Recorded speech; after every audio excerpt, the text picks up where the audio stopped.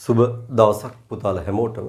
ඉතින් පුතේ අද අපි ඔයාලත් එක්ක කතා කරනවා භෞතික විද්‍යාවේ ආලෝකයේ ඒකකය තුල අවසාන උප ඒකකය අපි ප්‍රකාශ උපකරණ කියලා හඳුන්වන්නේ. ඉතින් පාඩම ගැන පොඩ්ඩක් කිව්වොත් මේ පාර විභාගයට ආවේ රචනා ප්‍රශ්නේ මේ කොටසින්. එතකොට අපිට ඔයාගේ විභාගෙදී කියන්නේ 2021 සිද්ධ විභාගෙදී අපිට අපේක්ෂා කරන්න වෙන්නේ මේකේ කොහොමත්ම MCQ ප්‍රශ්නයක් ලැබෙයි කියලා. නමුත් ඉතින් අපි පාඩමක් ඉගෙන ගද්දි මේක කුමන ආකාරයේ ප්‍රශ්නයක් ආවත් ඒක කරන්න පුළුවන් වෙන විදිහට අධ්‍යයනය කරලා තියාගන්න වෙනවා. ඒක නිසා අපි මේක සම්පූර්ණව ඉතාම හොඳින් සාකච්ඡා කරලා ඉවර කරමු. ඉතින් මේකෙදී ඔයාගේ පාඩම ආරම්භ කරද්දී වෙනදා වගේම අපි එයාගේ මුල පිටුවේ දාලා තියෙනවා මතක සටහන ලියා ගන්න තැනක්. ඉතින් ඔබ දන්නවා මේක 73 වෙනි පිටුවේ තියෙන්නේ. මෙන්න මේ වගේ ඔබ ටියුට් එක ගත්තාම මේ පේජ් එක මේ තීරුවේ වෙනදා වගේ නම් අපි මතක සටහන කරගමු. ඒතර පුතාලා දාගන්න මතක සටහන ඒ අර්ථේ ඒ මාතෘකාව දාගන්න මිනිස් ඇස. මිනිස් ඇස. මම අමාරුවෙන් ඔන්න ඇහැකුත් ඇදලා තියෙනවා. අපි බලමු ඒක ඇතුලේ මොනවද කතා කරන්න තියෙන්නේ කියලා. ඒතර මිනිස් ඇස යටතේ පළවෙනි එක දාගන්න පළවෙනි අනුමාතෘකාව අක්ෂිකාචයේ උපරිම නාභිදුර හා අවම නාභිදුර. අක්ෂිකාචයේ උපරිම නාභිදුර හා අවම නාභිදුර.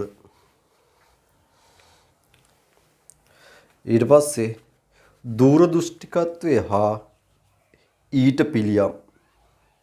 දූරදෘෂ්ටිකත්වය හා ඊට පිළියම්. ඊට පස්සේ අවිදුර දෘෂ්ටිකත්වය හා ඊට පිළියම්. හරි. එතකොට වගේ අනුමාතෘකා තුනක් යනවා මිනිස් ඇස සම්බන්ධව. B මාතෘකාව වෙන්නේ පුතේ කෝණික විශාලනය. කෝණික විශාලනය. වරන් ඇතුලේ කැපිටල් M කියලා දාගත්තත් කමන්නේ. මේ අර්ථෙත් අපිට අනුමාතෘකා කිහිපයක් තියෙනවා බලන්න. අපි බලමු පළවෙනි අනුමාතෘකාව දෘෂ්ටි කෝණය. දෘෂ්ටි කෝණය. දෘෂ්ටි කෝණය. වරන් ඇතුලේ ඇල්ෆා කියලා දාගන්න. දෘෂ්ටි කෝණය වරන් ඇතුලේ ඇල්ෆා. ඊට පස්සේ පුතාලා ගන්නවා කෝණික විශාලනයේ අර්ථ දැක්වීම. කෝණික විශාලනයේ අර්ථ දැක්වීම.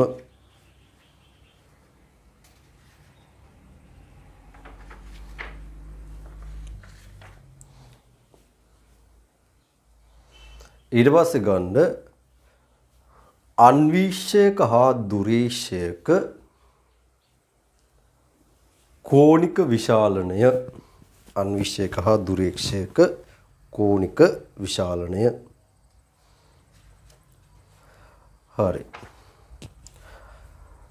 ඊට පස්සේ තව එතන අනුමාතෘකාවක් ගන්න අන්වීක්ෂයක හා දුරේක්ෂයක සීරු මාරු අවස්ථා. අන්වීක්ෂයක හා දුරේක්ෂයක සීරු මාරු අවස්ථා. එතකොට එතනින් වාගේ B මාතෘකාව ඉවරයි. ඊට පස්සේ C මාතෘකාව දාගන්න අන්වීක්ෂය. අන්වීක්ෂය. එයාට අපි අනුමාතෘකා ටික ලියන්න පටන් ගන්නවා. අන්වීක්ෂය යටතේ දරුවෝ පුතාලා පළවෙනි මාතෘකාව ගන්නවා සරල අන්වීක්ෂය. සාමාන්‍ය සීරුමාරු අවස්ථාවේදී කෝණික විශාලනය. සරල අන්වීක්ෂයක සාමාන්‍ය සීරුමාරු අවස්ථාවේදී කෝණික විශාලනය.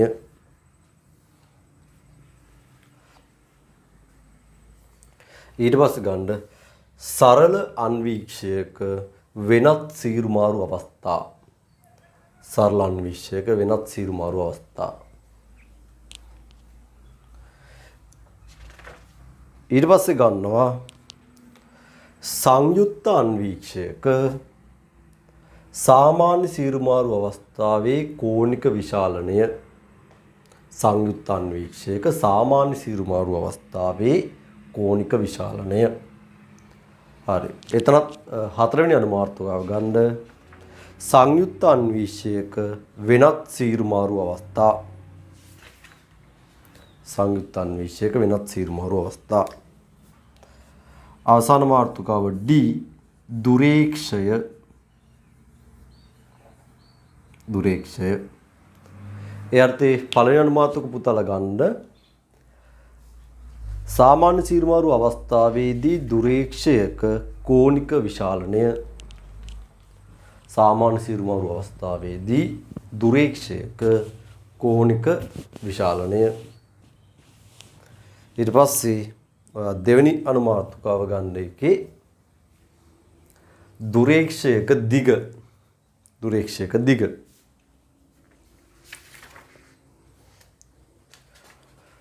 ඊට පස්සේ ගන්න අක්ෂි වලය. අක්ෂි වලය. අක්ෂි වලය. අක්ෂි වලය කියන්නේ අන්වීක්ෂ සහ දුරේක්ෂ වල ප්‍රතිබිම්බ නිරීක්ෂණය කරන්න ඇහැ තියන්න ඕන. උපනිතේ ඉඳන් කොච්චර දුරකින්ද කියලා අපි විශේෂ ලක්ෂයක් හොයන්න ඕන. ඒ ලක්ෂය තමයි කියන්නේ අක්ෂි වලය කියලා. හරි. එතකොට පුතාලගේ දැන් මේ වෙද්දි මේ ඒකකයේ සාකච්ඡා කරන්න තියෙන සියලුම කොටස් පිළිබඳව මම ඔබගේ මතක සටහන ඇතුලේ සාරාංශගත කරා. එතකොට මේකේ මිනිස් ඇස කියන සංකල්පය ඇතුලේ ප්‍රධාන වශයෙන්ම බලාපොරොත්තු වෙන්නේ අක්ෂි දෝෂ සහ පිළියම්. ඒකෙත් විශේෂයෙන්ම දූරදෘෂ්ටිකත්වය හා අවදුර දෘෂ්ටිකත්වය කියන ඔබ ඕලෙල් වලදීත් අහපු අක්ෂි දෝෂ සඳහා අපි පළඳින්න ඕන කාචය මොකද්ද? ඒකේ නාභිදුර කොච්චරද? එතකොට මේක විසඳ ගන්න පුළුවන් නම් සෛද්ධාන්තිකව තේරුම් අරගෙන ඔබගේ ඒ මාතෘකාව ඉවරයි. B මාතෘකාවේදී අපිට වස්තුවක විශාලත්වය ඇහැක් දකින්නේ කොහොමද? දැන් ඔබ කල්පනා කරලා බලන්න ඔබට ඔබගේ ඇඟිල්ලෙන් ඈත තියෙන පොල් ගහක් වහන්න පුළුවන්. ඔබ බලන්න කොහොම ඉන්න ගමන් ජනෙලෙන් ඈත තියෙන පොල් ගහක් දිහා නේද ඔබගේ ඇඟිල්ල එල්ල කරලා එක ඇහැක් වහගෙන අර පොල් ගහට ඇඟිල්ල එල්ල කරලා බලන්න පොල් ගහ ඔබට වහන්න පුළුවන්ද කියලා? මේ ඇඟිල්ලේ පුළුවන්. ඒ කියන්නේ ඇස ඔයාට වස්තුවක විශාලත්වය හරිනම් අපි තේරුම් ගන්න ඕන පොල් ගහ ඇඟිල්ලෙන් වහන්න පුළුවන් කියන්නේ ඇඟිල්ල පොල් ගහට වඩා ලොකුයි කියලා ඇස ඒ වෙලාවේ දකිනවා. නමුත් ඔයාගේ මොලේ එක පිළිගන්නේ. මොලේ කියනවා වනේ යන්න බොරු කියන්න එපා නේද? පොල් ගහ තමයි ලොකු ඇඟිල්ල පොඩි. හරි. ඒ මොලේ කියන පණිවිඩය මොලේ අත්දැකීමෙන් දන්නවා ඇඟිල්ලට වඩා පොල් ගහ ලොකුයි. එහෙනම් එයාගේ දත්ත කවුඩාව කවදාත් එක පිළිගන්නේ. නමුත් ඇහැ පෙන්වන්නේ අර විදියට. එතකොට එහෙනම් අපිට ප්‍රශ්නයක් තියෙනවා ඇස වස්තුවක විශාලත්වය දකින්නේ එයාගේ ඇත්තම විශාලත්වය නෙමෙයි. අපි කියනවා ඇත්තටම ඇස වස්තුවක විශාලත්වය පෙන්වන්නේ වස්තු විශාලත්වය පදනම් කරගෙන නෙමෙයි. ඒ වස්තුව මගින් ඇස මත හදන කෝණයක් පදනම් කරගෙන. ඉතින් ඒ කෝණය තමයි පුතේ මෙතන දෘෂ්ටි කෝණය කියන්නේ. අපි ඉගෙන ගන්නවා මේ මාතෘකාවේ ඔන්න ඔය දෘෂ්ටි කෝණය අපිට වැඩි කරගන්න පුළුවන් නම් මොනවා හරි ක්‍රමවේදයකට වස්තුවක අපි දකින්න ප්‍රමාණයට වඩා එයාගේ ප්‍රමාණය විශාල කරලා බලන්න පුළුවන්. ඉතින් ඒක තමයි අපි කෝණික විශාලනය කියලා අර්ථ දක්වන්නේ. ඉතින් මේ කෝණික විශාලනයේ අර්ථ දැක්වීමත් එක්ක අපිට එවැනි කෝණික විශාලනයේ භාවිතයන් සඳහා භාවිතා කරලා තියෙන නිර්මාණය කරලා තියෙන උපකරණ දෙකක් තමයි අන්වීක්ෂ සහ දුරේක්ෂ. අන්වීක්ෂ වල විශේෂත්වයේ ළඟ තියෙන කුඩා වස්තු වල විශාලිත ප්‍රතිබිම්බ හදලා අපි බලන්න භාවිතා කරනවා. දුරේක්ෂ ඇත්තටම දුර තියෙන වස්තු වල විශාලිත ප්‍රතිබිම්බ නිරීක්ෂණය කරන තමයි දුරේක්ෂ නිර්මාණය කරලා තියෙන්නේ. හරි. ඉතින් මේ උපාංග සම්බන්ධව කතා කිරීම තමයි වාගේ නිර්දේශය තුල ආලෝකීය સિદ્ધාන්ත කොටසේ අවසාන වශයෙන් බලාපොරොත්තු වෙන්නේ. ඉතින් අපි අද සෙෂන් එක ඇතුලේ උත්සාහ කරනවා මේකේ මිනිස් ඇස ආවරණය කරන්න සම්පූර්ණයෙන්ම හැකි වුණොත් කෝණික විශාලනය සම්බන්ධ ටිකක් කතා කරනවා. කොහොමත් ඊගාව සෙෂන් එක වෙද්දී ඔබට මේකේ ඉතුරු මාතෘකා දෙකත් එක්ක පාඩම ඉවර කරනවා. මොකද අපි දැන් ලබන සෙනසුරාදා වෙද්දී තාපයට අදාළ સિદ્ધාන්ත නිකුත් කරන්න පටන් ගන්නවා දෙසැම්බර් මාසයට අදාළව. හරි. ඒක නිසා අපිට ඒ වෙද්දී අඩුම වශයෙන් මේකේ સિદ્ધාන්තවත් ආවරණය කරලා තියෙන්න වෙනවා. එතකොට මට එක වීඩියෝ එකක් වගේ ඔයාලට හිමින්සීරුවේ ගැටළු ටික උත්සාහ කරන්න ඇරලා නිකුත් කර හැකි ගැටළු ආකාර සඳහා. හරිද පුතේ? හරි. එහෙනම් අපි ඒ ප්ලෑන් එක මේ වෙලාවේ අනුගමනය කරනවා. අපි ලොකු වැඩක් ඇත්තටම ඔන්ලයින් මාර්ගෙනුත් කරගත්තා. සාමාන්‍යයෙන් මේක ආත්‍රික පන්ති ගණනාවක් එක්ක තමයි ප්ලෑන් කරලා තිබ්බේ අවසන් කරන්න. ඉතින් අපි කොහොම හරි ආලෝක ඒකකයේ මාස 2ක් ඇතුලේ ආවරණය කරගත්තා. ඉතින් අපිට ඉදිරි කාල සැලැස්මවල පිළිබඳව මම ඔබට දැනුවත් කිරීම කරන්නම්. එතකොට ඔබට තේරෙයි තව තවත් අපිට සතියකට වැඩ කරන්න වෙන ප්‍රමාණය වැඩි කරන්න වෙයි. අපිට අගෝස්තු මාසෙම එක්සෑම් එක බලාපොරොත්තු වුණොත්. නමුත් රට යන තත්ත්වයේ හැටියට අපිට යම් එක්සෑම් එකේ පස්සට යෑමක ඉඟියකුත් තියෙනවා. නමුත් වර්තමාන අධ්‍යාපන ඇමතුමාව විශ්වාස කරන්නත් බැරි ගතියකුත් තියෙනවා. මොකද මෙතන පවතින රටේ තත්ත්වය මොකක් වුණත් පාසල් පද්ධතිය අරගෙන යන්න උත්සාහ කිරීමෙන් පේනවා රට කොවිඩ් වසංගතය එක්ක තමන්ගේ සාමාන්‍ය විදියට වැඩ කටයුතු ආරක්ෂාකාරීව කරගෙන යන්න උත්සාහ කරනවා කියලා. මම ඒකෙත් ලොකු වැරද්දක් දකින්නේ නැහැ. මම මේකවලට පන්තියත් කලින් කිව්වා කාරණා දෙකයි. එක්කෝ මේකට බෙහෙතක් හොයාගන්න වෙනවා. නැත්නම් අපිට අනිවාර්යෙන් මේ වසංගතයට මුහුණ දෙමින් ඉස්සරහට යන්න වෙනවා. නැතුව කවදාවත් හැමදේම රටක් ලොක්ඩවුන් කරන් තියාගන්න බෑ. හරි. ඉතින් පුතාලා මේ කාරණා ටිකත් හොඳට තේරුම් අරගෙන අපි අපේ වැඩ ටික කරගෙන යන්න වෙනවා ආරක්ෂිතව. ඉතින් අපි ඒක තමයි මේ විදි කරමින් ඉන්නේ. නමුත් මේ ක්‍රමවේදය අපි දන්නවා සාමාන්‍ය පන්ති කාමරයක් ඇතුලේ ඔබ රසවත් ඉගෙනගත්ත භෞතික විද්‍යාව ඒ තරම්ම රසවත්ව ලැබෙනවද කියන එක ප්‍රශ්නයක් තියෙනවා. මොකද ඔබට අපිට ආකර්ශනීය විදියට මෙන්න මේ කුඩා කැමරාවක් ඉස්සරහා එහෙම දෙන්න අමාරුයි කාලයක් ගැන හිතලා කරද්දි. ඉතින් අපිට මේ ප්‍රශ්න ගණනාවක් එක්ක තමයි ඔබට විෂය ගන්න වෙලා තියෙන්නේ. නමුත් ඉතින් අපිට පවතින තත්ත්වයට එක්ක යන්න වෙනවා අනිවාර්යෙන්ම.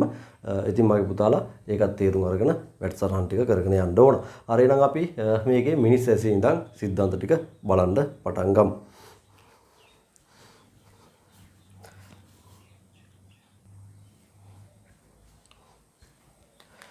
එතකොට පුතේ ඔබ මේ දකින්නේ මිනිස් ඇසක සරල හරස්කඩක්.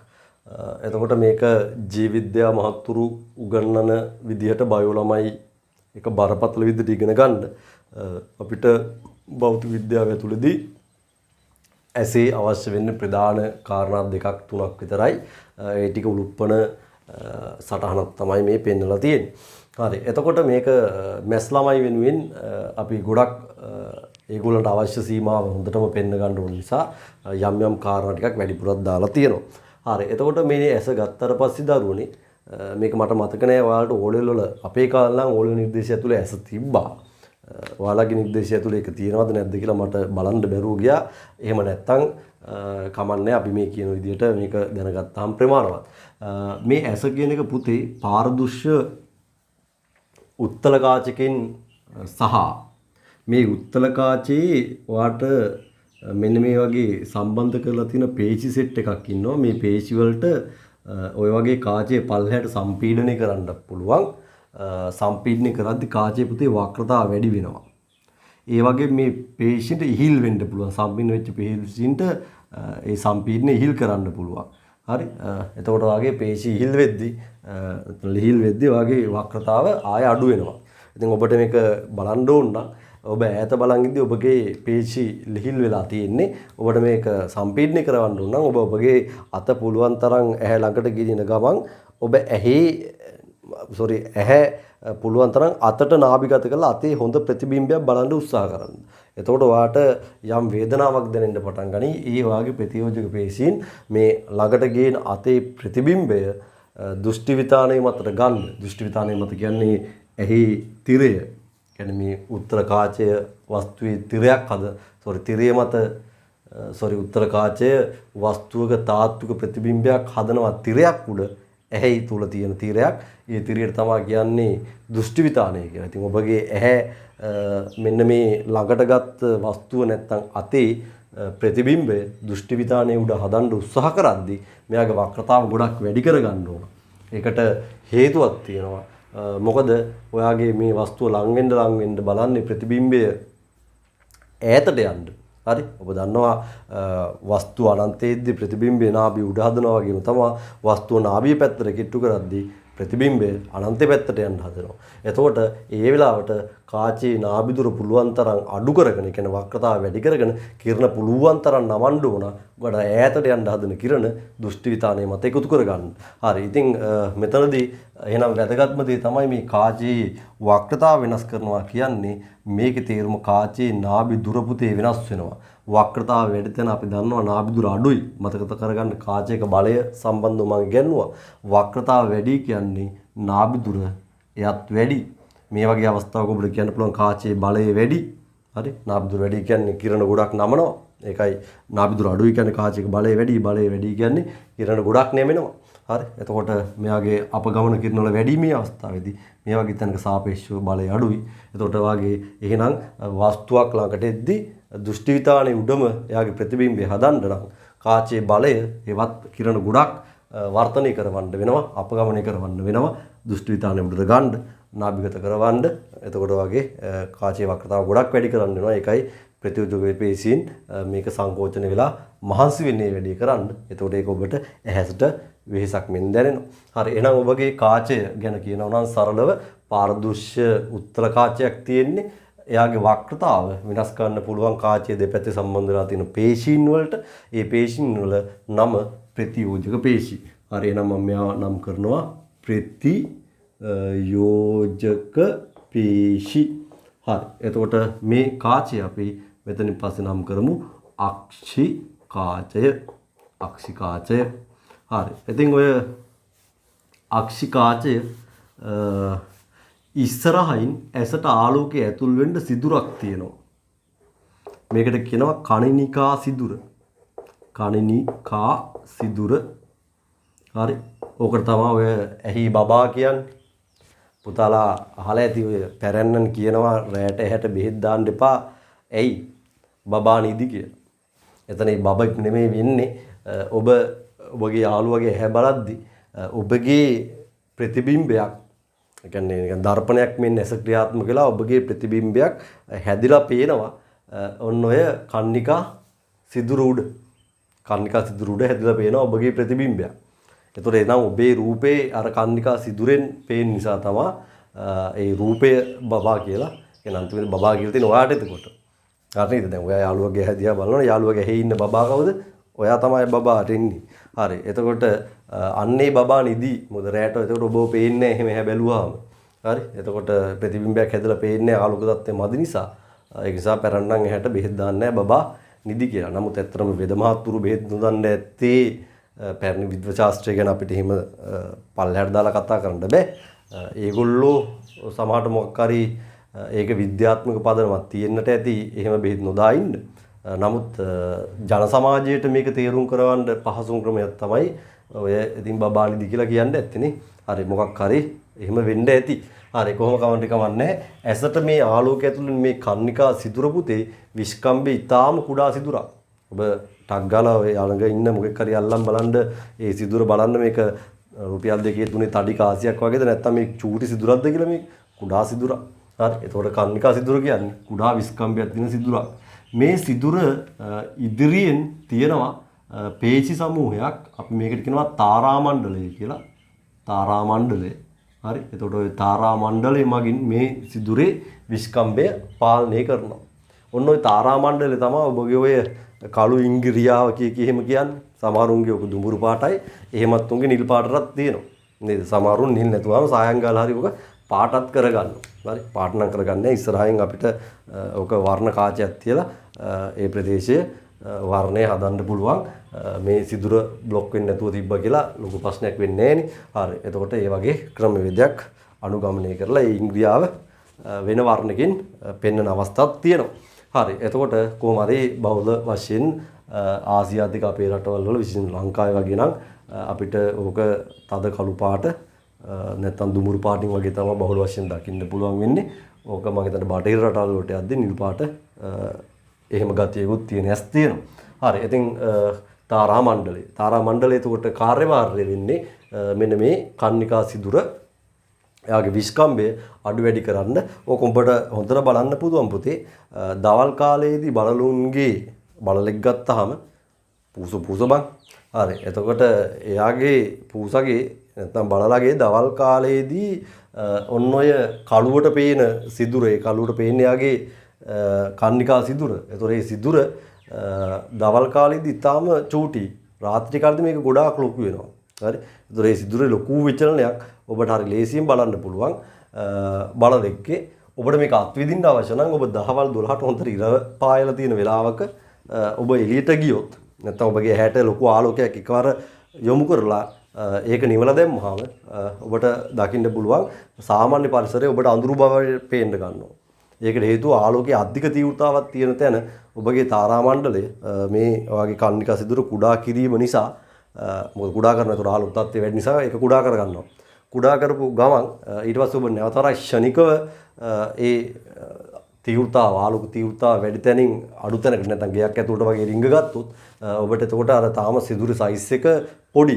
ඒ නිසා ඔබගේ ඇහැට ඇතුළු වෙන ආලෝක ප්‍රමාණය අඩු වෙලා ඔබට ඒ ගේ ප්‍රදේශය අඳුරට තමයි පේන්නේ. හැබැයි ටිකකින් ඉතින් ආයෙ විවරය ලොක් කරලා මේක ඇඩ්ජස්ට් කරලා ගන්නවා.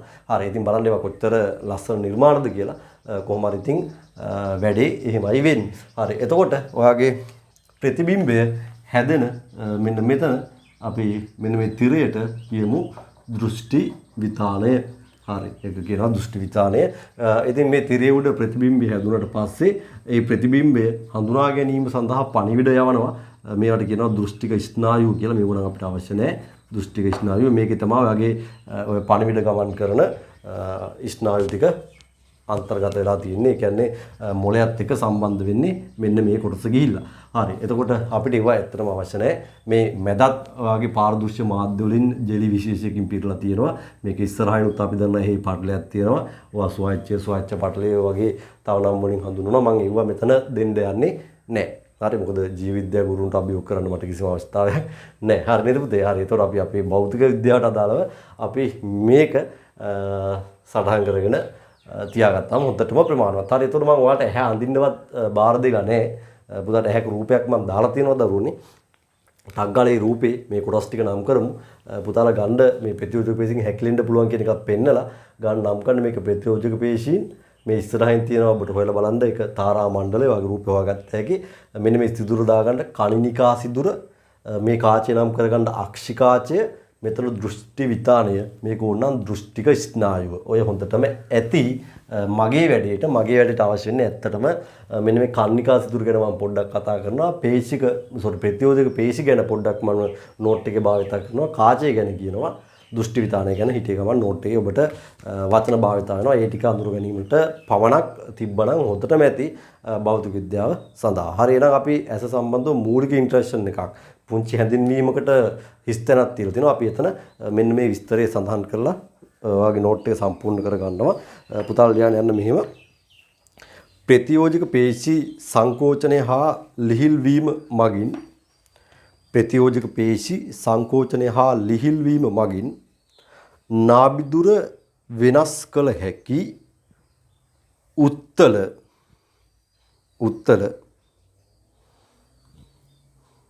කාචයකින්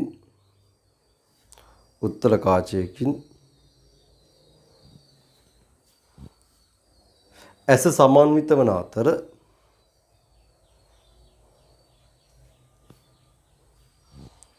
මෙම අක්ෂිකාචය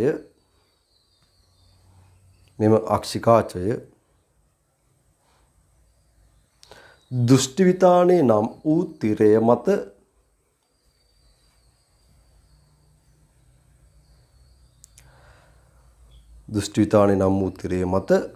වස්තුවක තාත්වික ප්‍රතිබිම්බයක් සෑදීම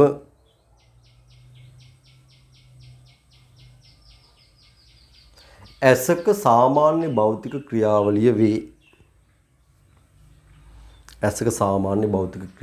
වේ. මෙහිදී කන්නිකා සිදුර නම් වූ ඊතා කුඩා විස්කම්භයක් සහිත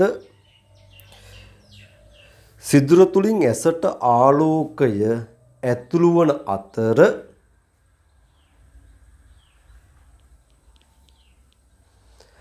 තාරා මණ්ඩලය මගින් සිදුරේ විස්කම්භය වෙනස් කරමින් ඇසට ඇතුළු වන ආලෝක තීව්‍රතාව පාලනය කරයි. හරි. දැන් පුතාලා යටින් මන් ලියලා තියෙනවා ප්‍රතියෝජක පේශි මේක ලියන්න එපා දාලා තිනවා ලිහිල් වීම මගින් හෝ හැකිලිම මගින් අක්ෂිකාචයේ වක්‍රතාව අඩු වැඩි කළ හැකිය කියලා. ඒකට එහෙම වායපර ලියන්න උඩින් තේ කතාව කිව්වා. එවිට අක්ෂිකාචයේ හැකිය ඒ නවත්ත පුතෙන් ඉඳන් ලියන්න. එවිට අක්ෂිකාචයේ නාභිදුර වෙනස් වන අතර පහත දැක්වෙන්නේ එසේ නාභිදුර වෙනස් වන පරාසය වේ. හරි. දැන් පුතාලට එසේ නාභිදුර වෙනස් වන පරාසය ගැන කතා කරන්න මම ඔයාලට නෝට් එකේ රූප සටහන් දෙකක් දීලා තියෙනවා. අපි බලමු මේ රූප සටහන් වලින් ඇත්තටම ඇසක නාභිදුර වෙනස් වන පරාසය කියන්නේ එසේ නාභිදුරේ පවතින අඩුම දුර සහ නාභිදුර සඳහා පැවතිය හැකි උපරිම දුර මේ පරාසය අතරනේ වගේ නාභිදුර පවතින ඕන. ඒකට හේතුව තමයි ඔයාගේ අක්ෂිකාචය වක්‍රතාව වැඩි කිරීමෙන් නාභිදුර අඩු කර ගන්නවා වගේම වක්‍රතාව අඩු කරලා ඒ කියන්නේ ප්‍රතියෝජක පේශින් ලිහිල් වෙලා නාභිදුර වැඩි කර ගන්නවා. ඒ කියන්නේ අක්ෂිකාචයේ විශේෂත්වය තමයි නාභිදුර වෙනස් කරන්න පුළුවන් කාචයක් වීම. ඒක හරි හොඳ කතාවක් මම එහෙම කියන්නේ. ඔබ කල්පනා කරලා බලන්න හදන්නේ තාත්වික ප්‍රතිබිම්බයක්. එතකොට ඒක උත්තර කාචයක් හදන්න එකයට වීරින එකයට u සමානයි එකයට f ලකුණු සම්මුතියන දැම්මොත් මූරින මූදාන මූරින. එතකොට මේක එකයට v දාන එකයට u සමාන එකයට f. හරි ඔහොම වුණත් මේක ලකුණු සම්මුතිය දැම්මේ නැතත් කමන්නේ. හරි කොහොමෙන් හරි කමන්නේ. දැන් ඔබ තීරුම් ගන්න ඔබගේ v ප්‍රතිබිම්බ දුර වෙනස් කරන්න බෑ. ඔබට කාචේ ඉඳන් දෘෂ්ටි විතාන්තින් දුර වෙනස් කරන්න බෑ.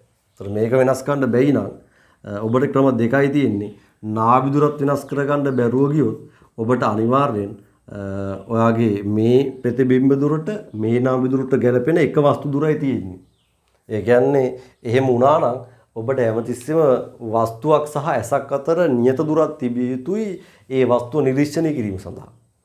එහෙම වුණා නම් මරේ මරු අපිට එක එක බලා ගන්න නේ. දැන් අපි මෙතන ඉඳන් අපි එක එක ස්තරවල තියෙන අපිට ළඟින් තියෙන තව ටිකක් ඈතින් තියෙන ඔය වගේ අපි ඕනම තැනකට ෂණිකව ඇහැ යොමු කරද්දී ඔටෝ ප්‍රතියෝජක පේශීන් අපි හිතන්නේත් නැතුව ඒක නාභිගත කරලා හදා ගන්නවා. නමුත් මේ වගේ ඔබට නියත නාභිදුරක් තිබ්බා නම් ඒ කියන්නේ ප්‍රතියෝජක පේශීන්ට බැයි නම් මෙයාගේ වක්‍රතාව වෙනස් කරන්නට එහෙනම් පුතාට හැමතිස්සෙම වස්තුව හා ඇස අතර නියත දුරක් වෙනකන් අපිට ළඟට ගිහින් ඔහොම නේද කිට්ටු කර අදාළ තැනට ફોකස් කර බලන්න වෙනවා. ඒ කියන්නේ අපිට යන්න වෙනවා ඒ ලෙන්ත් එක. ඒ කියන්නේ වස්තුව හා අක්ෂිකාචය අතර මෙන්න මේ u කියන අගය ලැබෙනකන් අපිට කිට්ටු කරන්න වෙනවා. එතකන් අපිට පේන්නේ ඒ දුරේ තියෙන ඒවා විතරයි. අනිත් ඒවා බොඳ වෙලා පේන්න පටන් ගන්නවා. බලන්න ඔය කොච්චර විනෝදයිද කියලා. හරි ඔබ කැමරාවක් එහෙම ફોකස් කරද්දී ඔබ ફોකස් කරන තැන හොඳට පේනලා අනිත් තැන බොද වෙන්නේ. එහෙනම් අපි ඇසටත් ඒ தත්ත්වය උදා වෙනවා. මෙහෙම වුණා නම්. නමුත් අද වෙද්දී අපි දන්නවා අපි ඇසි කතන්දර එහෙම නෙවෙයි. එයා ෂණිකව මෙන්න මේ නාභිදුර වෙනස් කිරීමෙන් ඒ කියන්නේ මෙයා වෙනස් කර ගැනීම නිසා වස්තු දුර වෙනස් වෙන්න ඊට අනුව නාභිදුර හිතා ගන්න බැරි ඇසිල්ලකින් වෙනස් කරලා ඔබ බලන් උත්සාහ කරන වස්තුවේ ප්‍රතිබිම්බයක් ඔබට හදලා දෘෂ්ටි විතානය මත ලබා දෙනවා. හරි ඉතින් මේක තමයි ඇසේ සරල ක්‍රියාකාරීත්වය වෙන්නේ. ඉතින් ඒ ක්‍රියාකාරීත්වය කරද්දී අපි තේරුම් ගත්ත දේ තමයි නාභිදුර එහෙනම් වෙනස් කරන්නට පුළුවන්. එහෙනම් ඒ වෙනස් වුණු නාභිදුරට උපරිමගය සහ අවමගයක් කියන්නේ මොකක් හරි පරාසයක් තියෙන්න බෑ ඕනම දෙයකට. හරි ඉතින් මේකෙත් ඔයාලට පරාසයක් තියෙනවා. ඒ පරාසය මොකක්ද කියලා අපි දැන් පොඩ්ඩක් බලලා ඉමු.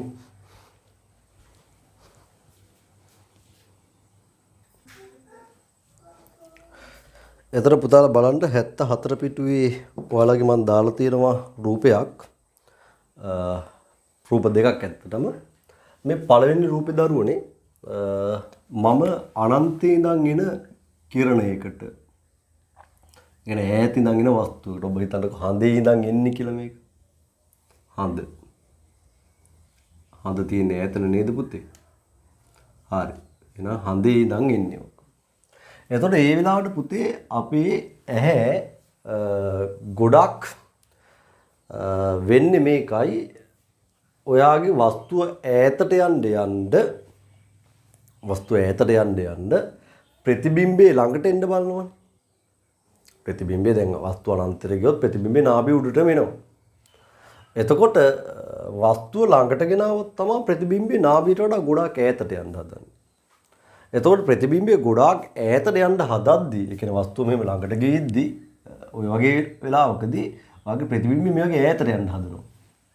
එතකොට ඔයාගේ කාචයට සිද්ධ වෙනවා වක්‍රතාව වැඩි කර කර මේ කිරණේ හැරෙන ප්‍රමාණය මීට වඩා ගොඩක් හරවන්න ඕන මෙතනට ගන්න. මෙතනට මේ මෙතනට ගන්න. හරි. එතකොට වස්තුව ඈතට යනවා කියන්නේ කාචයට එහෙම මහන්සි වෙන්න අවශ්‍ය නැහැ. ඒ නිසා අපි කියනවා මේ වෙලාවේ අක්ෂිකාචය කියන්නේ ප්‍රතියෝජක පේශීන් ලිහිල් වෙලා ඉන්නේ. ඒ කියන්නේ කාචයේ වක්‍රතාව උපරිම අගයකට ගිහිල්ලා. වක්‍රතාව අඩු මගයක තියාගෙන. ඒ කියන්නේ මේක සම්පීඩනය කරලා නැහැ ප්‍රතියෝජක පේශීන්. ඒවා ලිහිල් වෙලා ඉන්නේ. වක්‍රතාව මේ වගේ අඩු අගයක තියෙන්නේ. වක්‍රතාව වැඩි කියලා මේ වගේ බඩ ගොඩක් එන්න එපා. එතකොට මේ වගේ අඩුම වක්‍රතාවක් තියෙනවා. මේ වෙලාවේදී අපිට පෙන්වන්න පුළුවන් කාචය මෙන්න මේ කිරණය අඩුම අපගමනයකට තමයි ලක් කරන්න අවශ්‍ය වෙන්නේ ඔයාගේ ප්‍රතිබිම්බය හදාගන්න. හරි. එතකොට අපි මෙන්න දෘෂ්ටිවිතානයේ උඩ අනන්තේ ඉඳන් කියන කිරණ ටික මෙයා එකතු කරනවා. එතකොට මෙන්න මේ ලක්ෂය කාචයේ නාභියමින් ක්‍රියා කරනවා.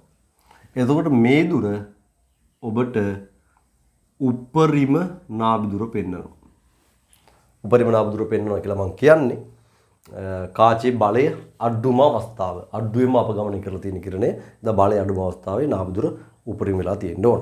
අපි ඒක තවත් තහවුරු කරගත්ත හැකි. ඔබට මේ වගේ වස්තුව කාචයට කිට්ටුවට ගෙනාවට පස්සේ ඔයාගේ මේ වගේ සෙන්ටිමීටර් 25ක් දුරින් වගේ තියෙනවා කියලා හිතන්නකෝ. එතකොට මේ වස්තුවෙන් එන කිරණයක් පුතේ ඔයාගේ දෘෂ්ටි විතානයේ මත එකතු කරනවා නම් හරි. එතකොට ඔයාගේ මෙයාගේ අඩියෙන් යන කිරණය මෙතනින් ගියාම මේ තමයි ඔයාගේ ප්‍රතිබිම්බය.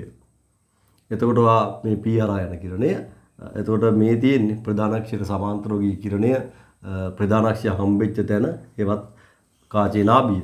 හරි. එතකොට එනම් මේ දුර ඔයාගේ නාභි දුර වෙන්න ඕන. මේක තමයි අපිට පෙන්වන්න පුළුවන් නැත්නම් අපේ අර්ධකීම් වලට අනුව තියෙන අවම නාභි දුර.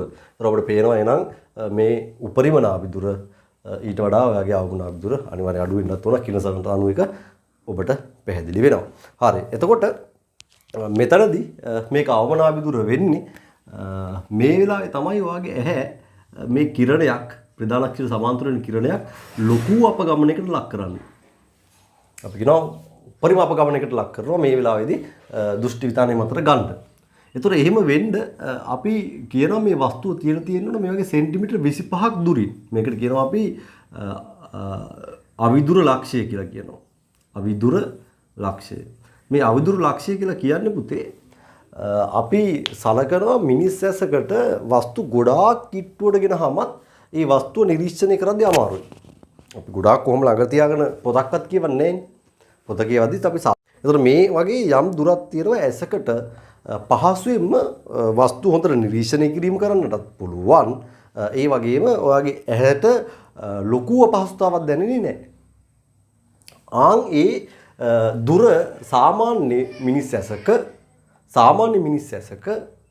සෙන්ටිමීටර් ඇහි සිට අක්ෂිකාචයේ සිට සෙන්ටිමීටර් 25ක් පමණ දුරින් තමයි තියෙන්නේ. ඒ ලක්ෂයට අපි මෙතනින් පස්සේ කියනවා විෂන් දෘෂ්ටි අවම දුර. මේ ලක්ෂයට කියනවා 25 දුරින් තියෙන ලක්ෂයට අවිදුර ලක්ෂය කියලා කියනවා. එහෙනම් අවිදුර ලක්ෂය හැමතිස්සෙම පිහිටන්නේ සෙන්ටිමීටර් 25 දුරින්. ඒ දුර විශේෂ දුරක් නිසා ඒ ඩිස්ටන්ස් එක අපි කැපිටල් D කින් අංකණය කරමු. ඒකට කියනවා මෙතනින් පස්සේ විෂන්ද දෘෂ්ටියේ අවම දුර කියලා. කියන්නේ මොකද්ද? විෂන් දෘෂ්ටිය අවම දුර. ඒතකොට විෂන් දෘෂ්ටිය අවම දුර තමයි මෙතනින් පස්සේ මත තියාගන්න වස්තුවක් ඇහැට ලං කරන්න හොඳම තැන. ඊටත් වඩා ලං කිරීමෙන් වස්තුව අපිට පැහැදිලිව නිරීක්ෂණය කරගන්න පුළුවන් වුණත් ඇහැට ඒක අපහසුයි.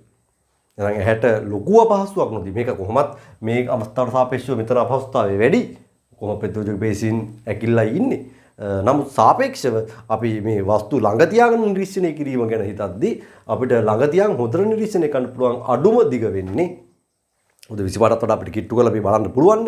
නමුත් අපිට 25ක් දුර තමයි ළඟම පහසුවෙන්ම ලොකු අපහසුතාවක් නැතුව පොතක් වගේ කියවන්න පුළුවන්. නැත්නම් වස්තුව නිරීක්ෂණය කරන්න පුළුවන්. පොතක් කියවනවා කියන්නේ එතකොට ඒක හොඳට නිරීක්ෂණය කරනවා කියන කියවනවා කියන්නේ. හරි. එතකොට දුර වෙන්නේ. හරි නේද?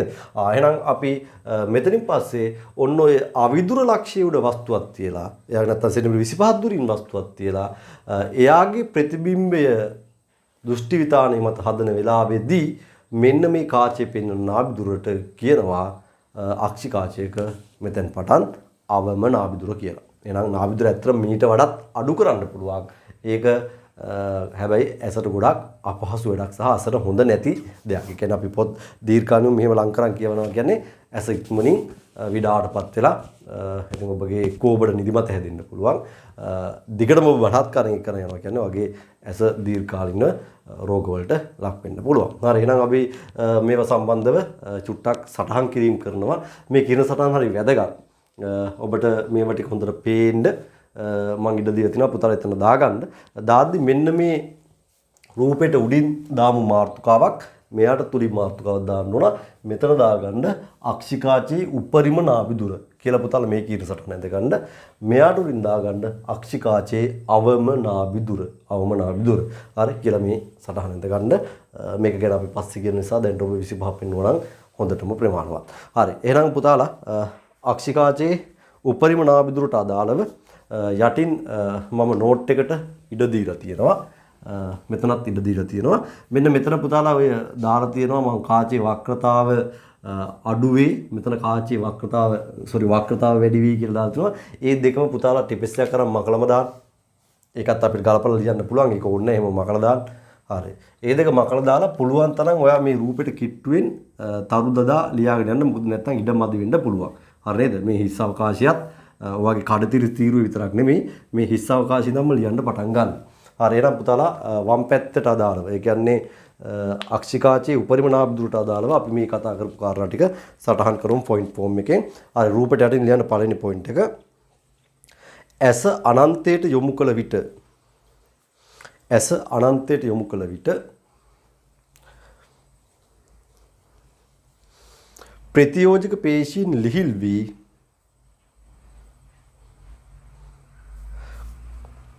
අක්ෂිකාචේ වක්‍රතාව අඩු මගයක පවත්වා ගනී.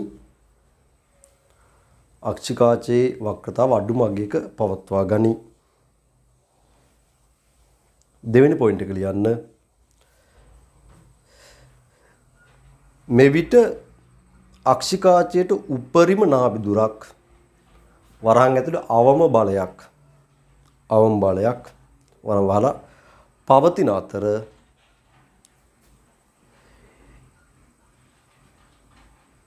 එය අක්ෂිගෝලයේ ගැඹුරට මේ බලපිට මේ නාභි දුර වල පේනවාද මේ අපි කියනවා මෙන්න මේ කාචයේ ප්‍රකාශකයෙන් ඉඳන් දෘෂ්ටි විතානෙත් එක්ක දුරට අක්ෂිගෝලයේ ගැඹුර කියලා. එහෙනම් පුතාට පේනවා උපරිම නාභි දුර අක්ෂිගෝලයේ ගැඹුරට සමාන වෙලා තියෙනවා. ඒකයි කියන්නේ එය අක්ෂිගෝලයේ ගැඹුරට සමාන වෙයි. හරි. එතකොට දැන් ඒ කතාව ලිව්වට පස්සේ මෙතන අපි උක පොඩ්ඩක් කොටු කර ගන්න ඕන. මොකද මේක ගණන් හදද්දී හරි වැදගත්.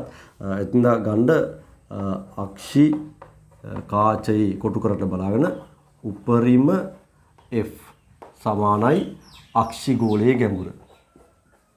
අක්ෂිගෝලයේ ගැඹුර. මේක නිකන් අපිට මිලිමීටර් 25ක් විතර සෙන්ටිමීටර් නෙමෙයි මිලිමීටර් 25ක් විතර තමයි සාමාන්‍ය ඇසක තියෙන්නේ. ඒ කියන්නේ 2.5 සෙන්ටිමීටර් වගේ තමයි ඔය තුනගේ සාමාන්‍ය ඇසක පවතින්නේ. හරි. එතකොට ඒක නිකන් නියතගයක් කියලා හිතුවත් කමන්නේ නැහැ නිරෝගී සාමාන්‍ය ඇසකට. හරි. අවසාන පොයින්ට් එක වාට ඉඩ ටිකක් අමාරු ඇති. නමුත් පේල් දෙකක් ලියා ගන්න තියෙනවා. කොහොම හරි මේක අස්සේ ඔබා ගන්න ඕන. ලියන්න. මෙම අවස්ථාවේදී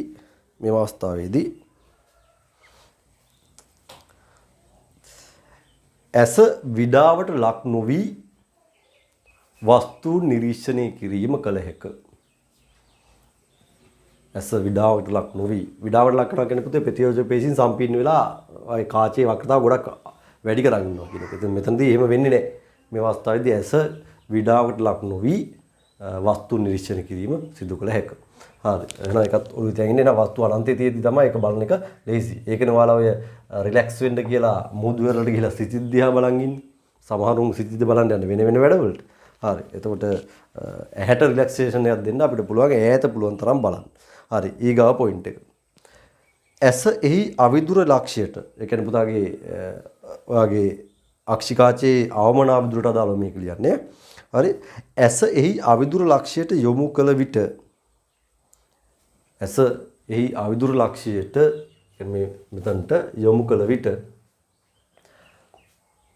ප්‍රතියෝජක පේශීන් සම්පීඩනය වී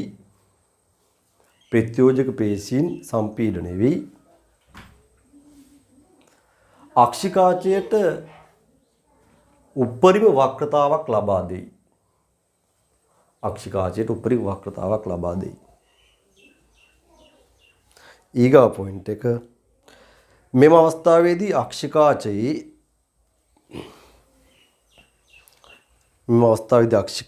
කියලා ගන්න. අක්ෂිකාචය එහි අවම නාභිදුර ලබා ගනි. වරන් ඇතුළේ කියන්නේ උපරිම බලයක් ලබා ගනි.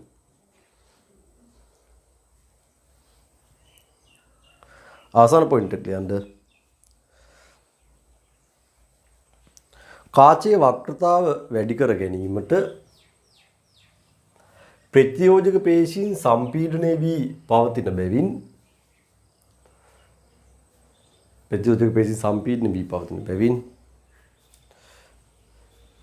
මෙවැනි පිහිටුමක වස්තු නිරීක්ෂණය කිරීමේදී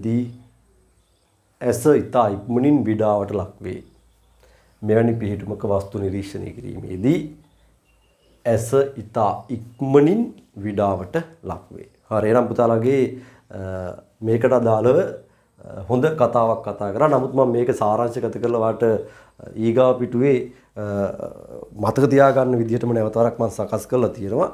දෘෂ්ටි දෝෂ හා පිළියම් කියන මාතෘකාව යටතේ මේ කිව්ව කතාවම සාරාංශගත කරලා තියෙනවා. පුතාලා පොඩ්ඩක් බලන්න. මිනිස් ඇසකට හරි මේ කොටු කර ගන්න තියෙන්නේ ඔක්කොම දීලා තියෙන්නේ. රෝමලක 1 කියන ඇස වෙහෙසීමකින් තොරව බැලිය හැකි අවම දුර 25 සෙන්ටිමීටර් පමණ වේ.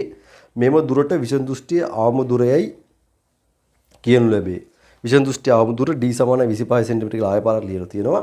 එතන වරහන් ඇතුළ දාගන්න මේක අවිදුර ලක්ෂය කියලාත් හඳුන්වනවා. වරහන් ඇතුළේ අවිදුර ලක්ෂය.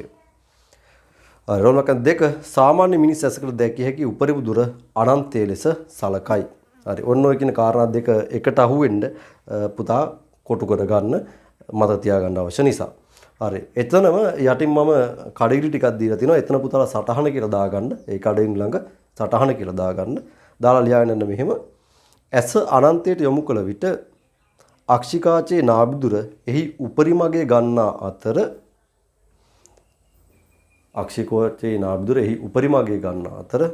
එය අක්ෂිගෝලයේ ගැඹුරට සමාන වේ. හරි එහෙනම් පුතාලගේ මූලිකව ඇස සම්බන්ධව භෞතික විද්‍යාවේ ගැටලු විසඳීම සඳහා අවශ්‍ය වෙන සංකල්ප දෙකක්. මොකද්ද? අක්ෂිකාචයේ නාභිදුර වෙනස් කරගන්නවා කියන දේ තේරුම් ගනිමින් අපි ඒ නාභිදුරට පැවතිය හැකි උපරිම සහ අවම අගයන් පිළිබඳව යම් ගවේෂණයක තමයි මේ යෙදුනේ. හරි බොහොම පැහැදිලිව අපි ඒක සටහන් කරගත්තා. මතක තියාගන්න ඕන කාරණාත් එක්ක.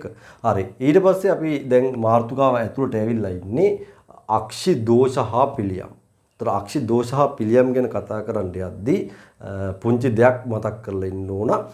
පුතේ ඇසක සාමාන්‍ය මිනිස් ඇසක් කියලා අපි කිව්වොත් ඒ මිනිස් ඇසේ ඔයාගේ අක්ෂි ගෝලයේ මෙන්න මේ විස්කම්බයට නියත අගයක් වගේ තමයි හැමෝටම තියෙන්නේ. يعني යම් සමානම නෙමෙයි යම් පරාසයක් ඇතුලේ ඒක තියෙන්න ඕන. හරි අපි ආසන්න වශයෙන් කියමුකෝ ඒක මධ්‍යන අගයක් විදියට 2.5 සෙන්ටිමීටර කියලා. ඒ කියන්නේ මිලිමීටර 25ක් නැත්නම් සෙන්ටිමීටර 2.5ක් කියලා කියමුකෝ. ඉතින් සමහර මිනිසුන්ගේ උප්පත්තියේදී හරි ඒක ජානමය ප්‍රශ්නයක් වෙන්න පුළුවන්. ඒක ජීව විද්‍යාත්මකව මොකක්ද කියලා මට කියන්න බෑ. අපි කියමු ප්‍රොඩක්ෂන් එරර් එකක් කියලා.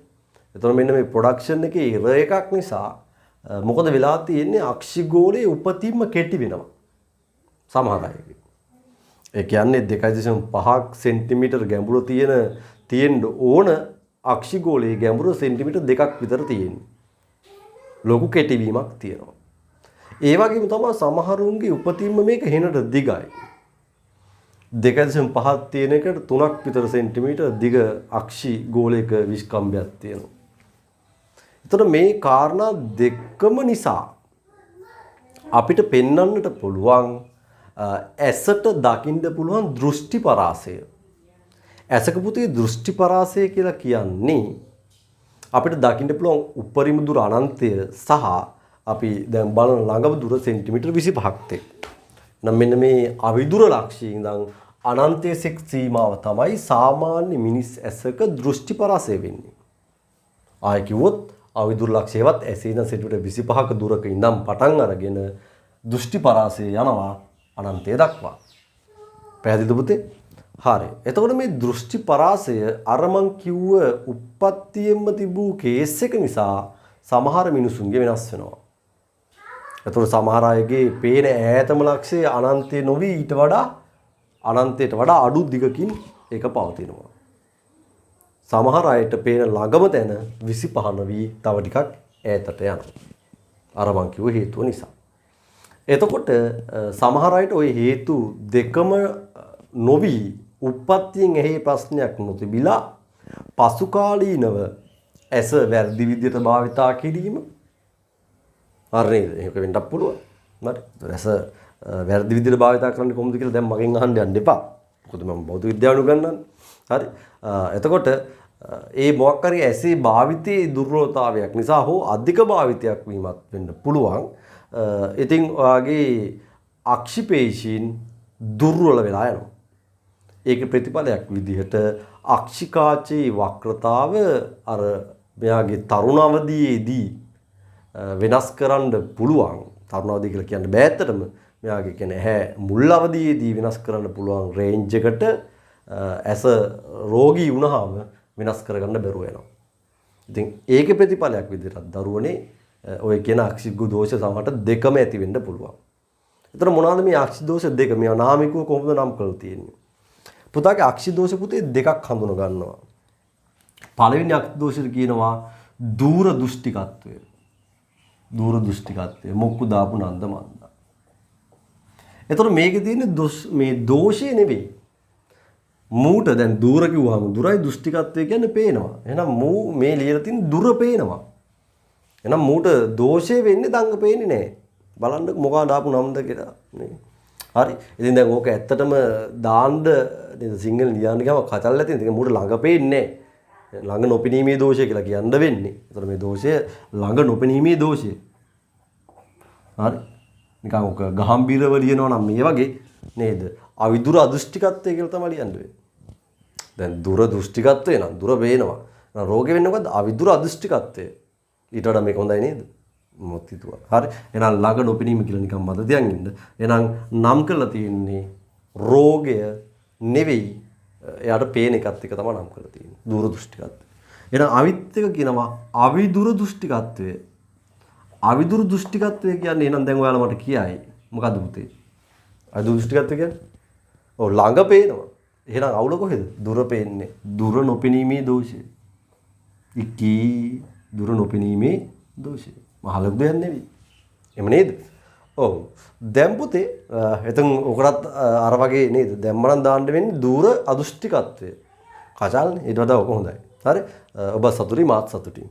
හරි. එහෙනම් දුර දෘෂ්ටිකත්වය ළඟ නොපෙනීමේ දෝෂය අවිදුර දෘෂ්ටිකත්වය දුර නොපෙනීමේ දෝෂය.